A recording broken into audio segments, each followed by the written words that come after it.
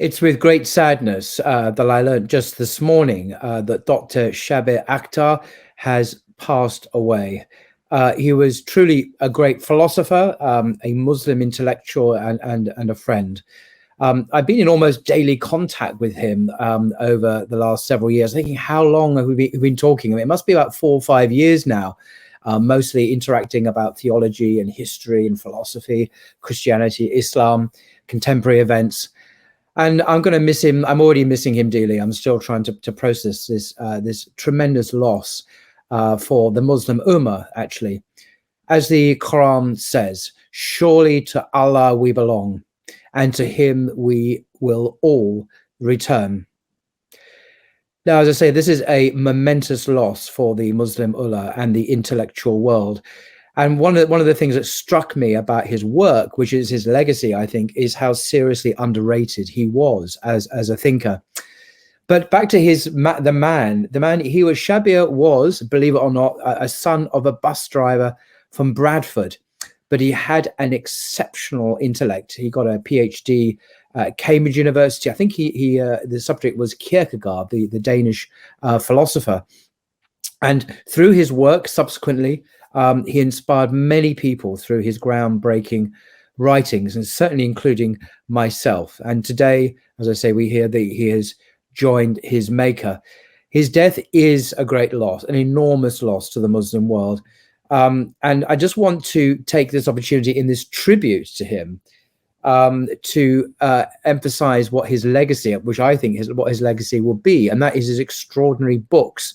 And I want to pay tribute to him as a Muslim intellectual, as a philosopher, as a writer, as a man of exceptional lucidity. His ability with words and his sharpness of wit was almost unparalleled, absolutely extraordinary. And I just want to share with you some of his words from three of his books. He wrote many more, but three of my favorite books of his, which I recommend everyone to read. The first one, perhaps his less known work, perhaps, I don't know, is this one, the New Testament in Muslim Eyes, Paul's Letter to the Galatians by Shabbir Akhtar. This man, Shabbir, knew New Testament Greek. He knew Hebrew. He knew Arabic. Obviously, he knew English. He was a true polymath, a man who was a master in many fields. And he was competent as to be a New Testament scholar as well. And in the introduction, there's some words from Paul Feeds, who's professor of systematic theology, Oxford University, praising this remarkable book. He calls it, this commentary is remarkable, provocative, and essential reading. And that is from a top scholar in the field of Christian theology.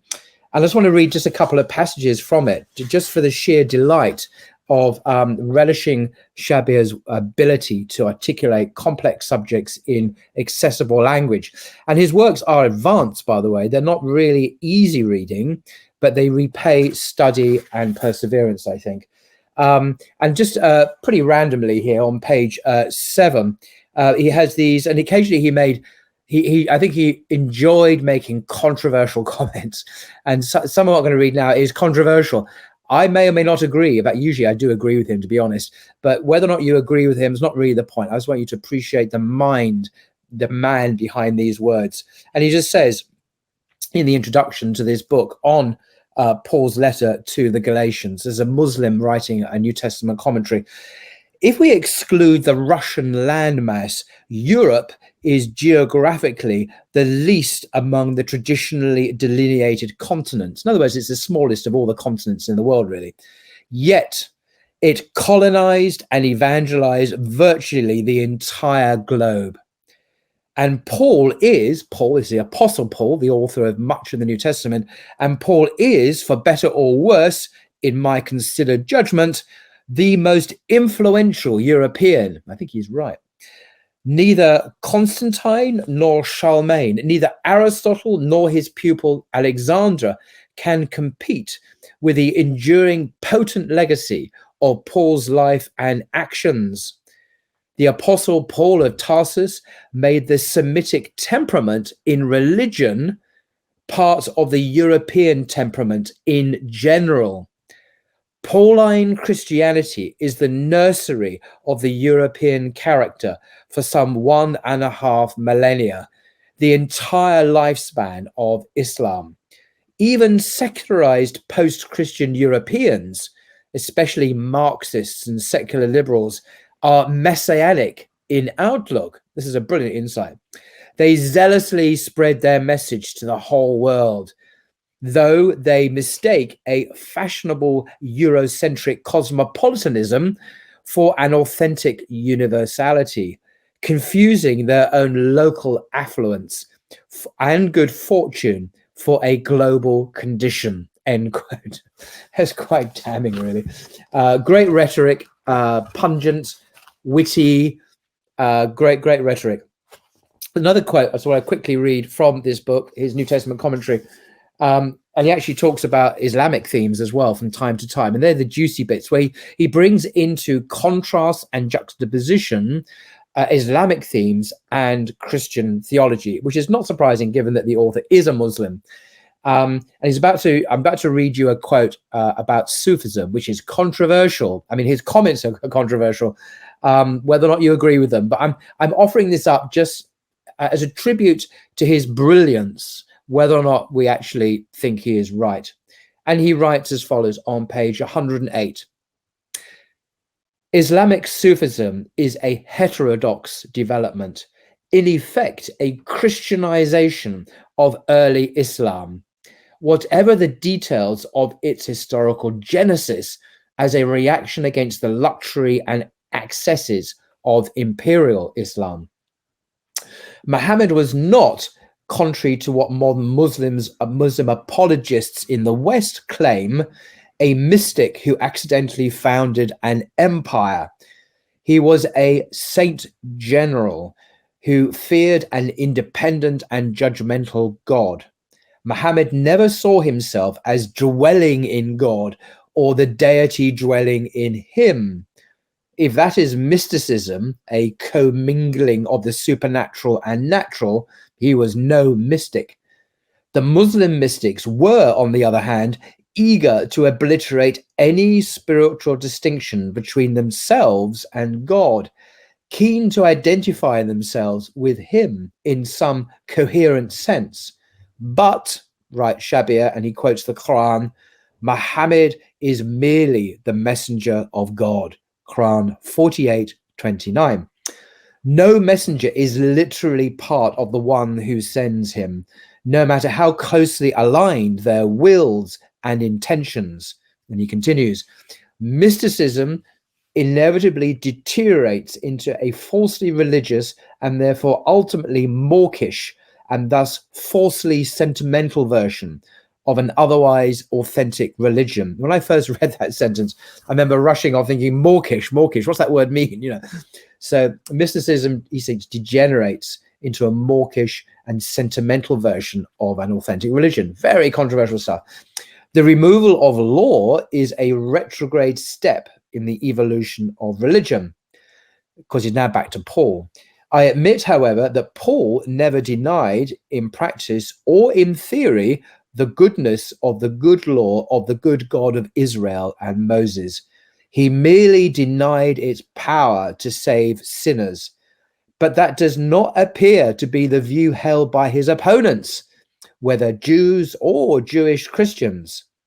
Another question here, no less important, is whether or not Paul relaxed his own conscientious observance of the law to the point of virtual apostasy from its scruple and minutiae. So there's a double blast there against Sufism and Paul. And at the very, very end of this book, in the epilogue, he does actually talk about his own views.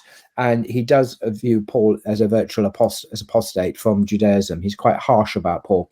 But in the main body of the commentary on the letter to Paul's letter to Galatians, I think he's very scholarly, as this professor at Oxford said of it, a remarkable and acute guide.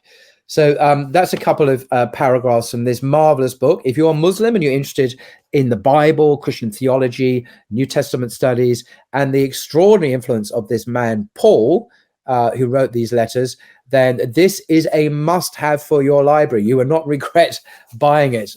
Now, a couple of other books, my favorites. This one, Islam as Political Religion, The Future of an Imperial Faith by Shabbir Akhtar.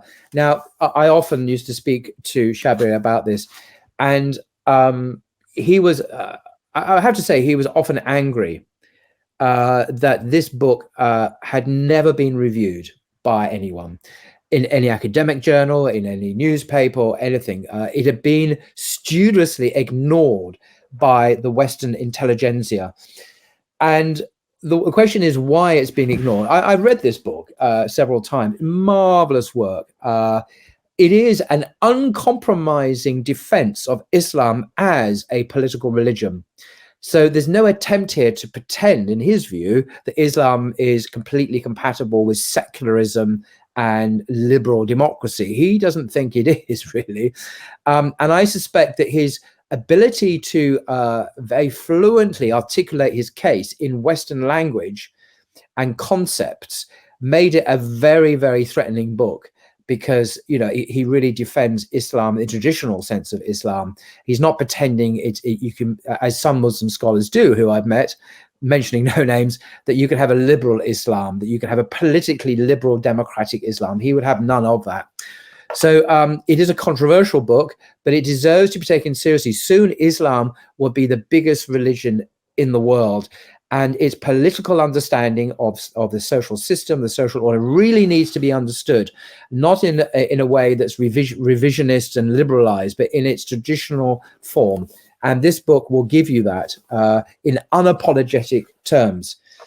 And I just want to read to you a paragraph from this. I mean, I could almost open this book at random. It's so full of really well expressed sentiments. Whether or not you agree with him is not really my argument, although a lot of the time I think his arguments are compelling.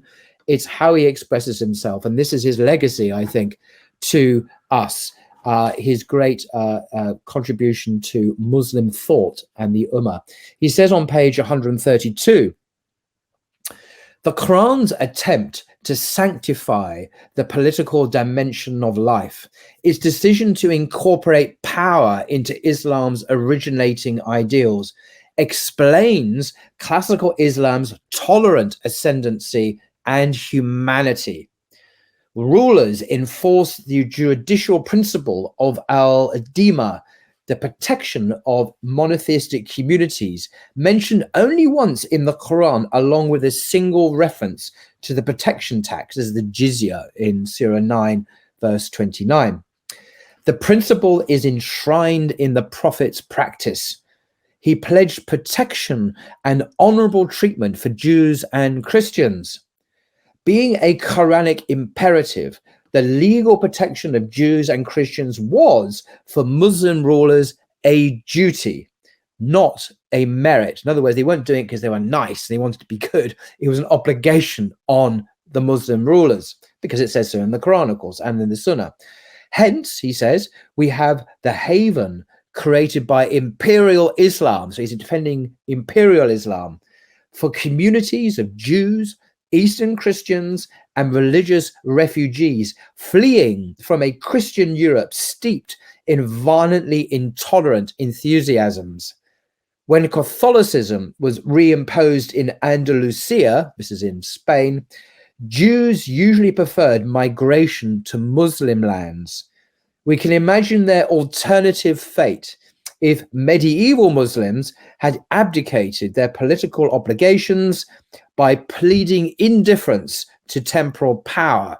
So he's here saying it's a good thing Muslims were concerned with temporal power, because they managed to save Jewry, basically. Present Christian and Western unease, now back to our time, present Christian and Western unease about Islam as political religion is informed by specifically European experiences of theocratic rule. Just as the Christian experience of religious government has been invariably toxic, the Muslim experience of secular administration imposed by Western powers has been even worse. Under the Ottoman regime, the longest lasting dynasty in history, and a genuinely Islamic order for all its defects, the Middle East experienced no major conflict for 400 years, from 1517 to 1917. This is remarkable. That is the longest period of continuous peace for the Holy Land.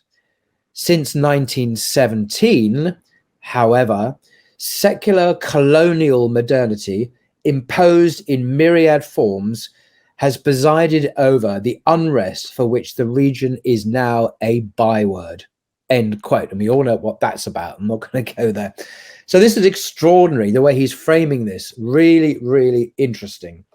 So that is Islam. I recommend this book extremely highly if you want a good education in the politics of Islam, Islam as a political entity. Fascinating. And lastly, my favorite book of all time by Shabbir is this book, of course. I'm sure you know, The Quran and the Secular Mind, a philosophy of Islam. And this book blew my mind when I first read it. I first heard of it because Abdul Hakim Murad, otherwise known as Tim Winter, the Cambridge academic and Muslim convert, recommends this particular book in his recommended reading list. And he has it in 3 categories: advanced, intermediate, and introductory. This book is in the advanced category. And yes, it is an advanced work. So I'm not recommending someone who knows like nothing about philosophy to read it. It's a very challenging but very meaty book. And it's not necessarily easy to read if you're not used to his style of writing. And Shabbir, I've got to mention, was actually on the faculty at Oxford University, sadly passed away, but he was an Oxford academic, although his PhD was from Cambridge University in the philosophy of Kierkegaard.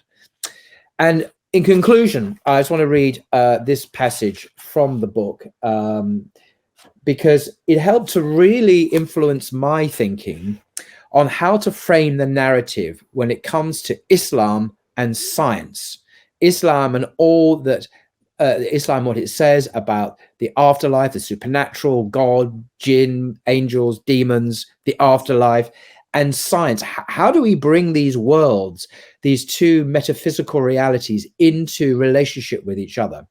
And Shabbir, in his book, I think, is able to reconcile these two brilliantly. I don't mean that they are made harmonious, but he's able to order and stratify these different discourses in a way that I find spiritually and intellectually satisfying for me. That's what he did.